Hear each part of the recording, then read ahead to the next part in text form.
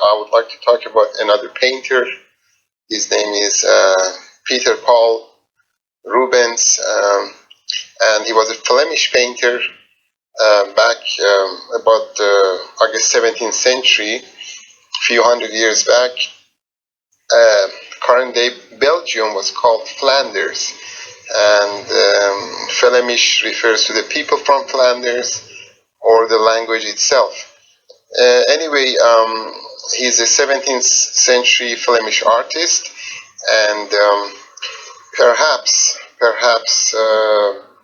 and this could be my opinion, but it's really based on the traditional art and rendering abilities and skills and so on. And he was perhaps the best traditional artist for back then, which meant that the subject that they painted back then, allegorical and religious subjects and large paintings, he was perhaps the best. At any case, he is the one that defies the stereotypical artist, because he was a very famous painter in his lifetime. He was very successful. He painted for the kings, and he was in demand by monarchs and leaders of Europe at the time. I think he died in his 60s, if I'm not mistaken, and he was married.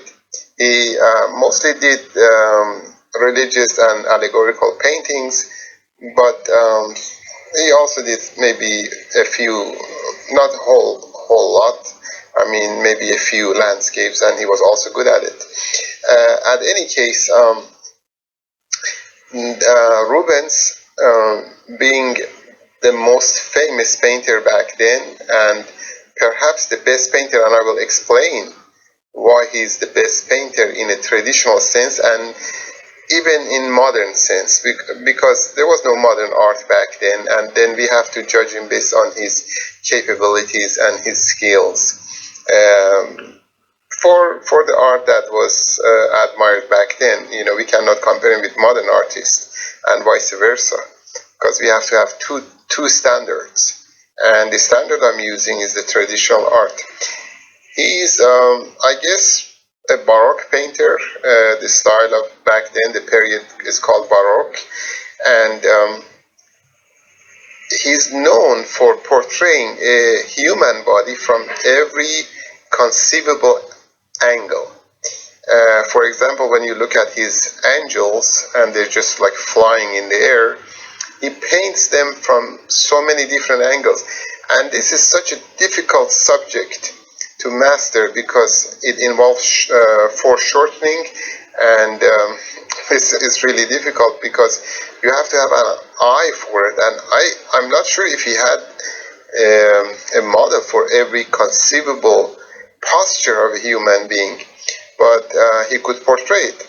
And then the other thing is his colors. His colors are just supreme. And I think, well, on one trip that I made to Belgium, and then I went to the city of Antwerp, and his home is there actually, and I visited his home. And also there's a cathedral that his large paintings are there in the city of Antwerp, and when you visit these huge paintings, you marvel at his mastery of composition. Of course, he had a lot of students, because he could not have possibly painted all those paintings by himself. They're very large, and he had a lot of commissions, so he employed a lot of assistants.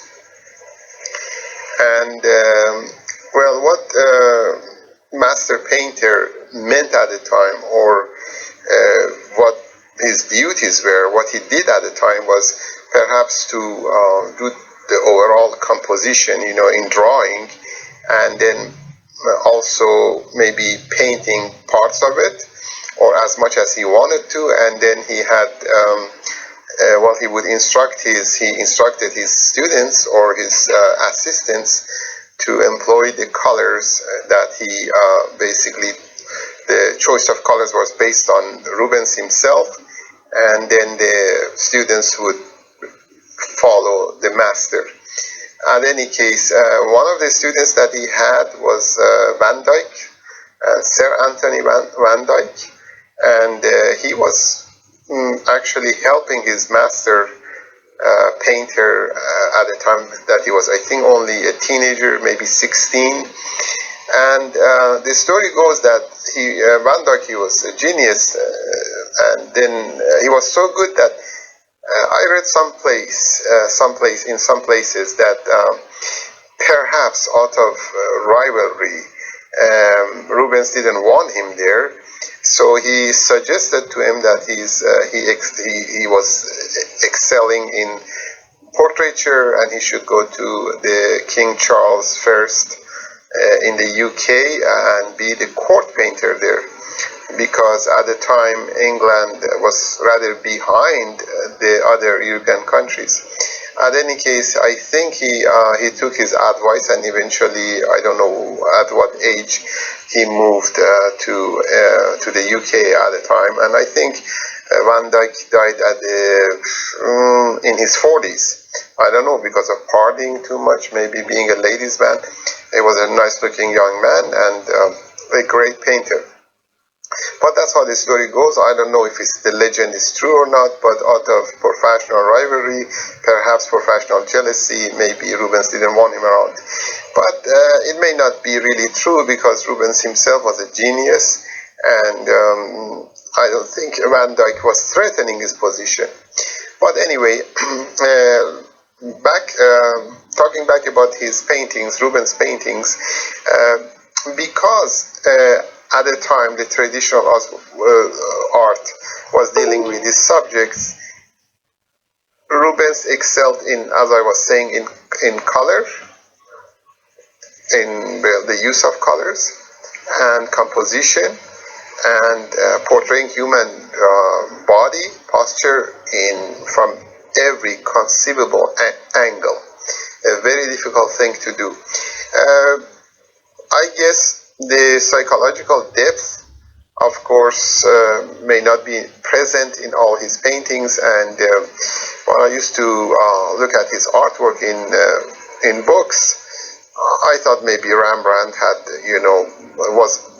was famous for being able to have psychological insight, or his portraits would show that to the viewer, that he had penetrated into their characters. Well, Rubens maybe less so, but on the same trip to Belgium, in the Royal Museum in Antwerp, that I saw one of the paintings of Jesus Christ, and the name, I think, is Pieta.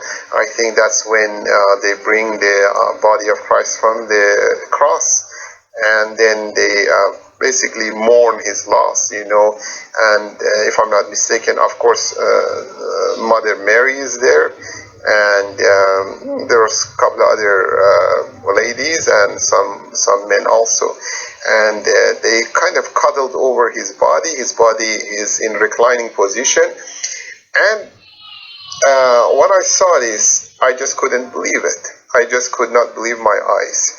The looks of I guess you could say, the corpse on Christ, and the way the body was, especially the looks, was astonishing. And the depth of the penetration of the character, and this sense of,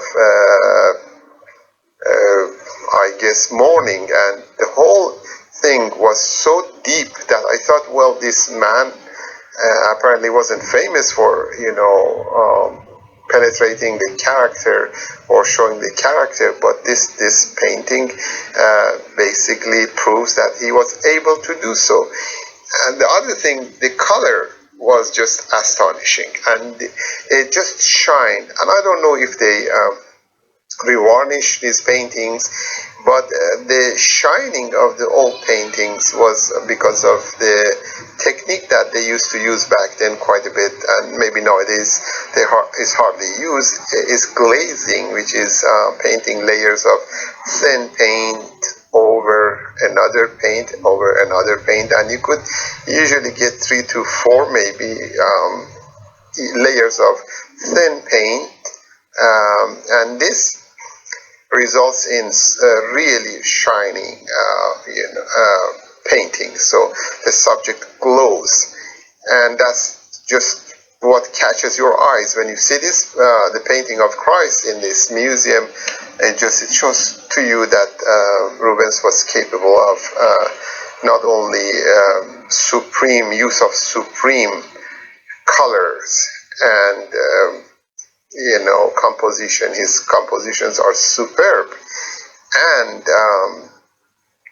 the technique of glazing and so on. He was also capable of penetrating the character. In any case, he is one of what they call three great R's in the arts. Which one of them is Rembrandt, and the other one is Raphael. I'd like to have some, like phrases like that. The three great artists whose names start with R. And Raphael, first Raphael, Rembrandt, and Rubens. In any case, Rubens and Rembrandt were contemporaries of one another. Of course, the position of Rubens was just huge, and I don't think even Velázquez, also Velázquez, the Spanish painter who lived in the same century, got to really just huge position, very high positions, and painted for the courts. But I think Rubens is beyond him, and his capabilities, his skills, traditional skills, is beyond any conceivable artist, if I may say so, even Rembrandt. In any case, that's open to discussion, and this is my humble opinion. And as I was mentioning earlier, he died in his 60s. If you get a chance to see his house and some of his paintings, you could, I guess, pay a visit to his hometown, the city of Antwerp in Belgium. And again, he was a Flemish painter, because back then there was no Belgium. I mean, there was Belgium, but the name was Flanders. And I think they also called it lowlands versus highlands, and highlands would probably be the interiors of Holland, and then the, I guess, low-lying land close to the waters would be called lowlands, and I think Belgium falls in that category. Current day Belgium, of course, there are two languages spoken there. One of them is French, and the other one is Flemish. I hope this was useful, and hopefully I make more of this series in the future. It has a tidbits of interesting stuff based on what I've read and studied in the last 40 years or so. Take care, and thank you.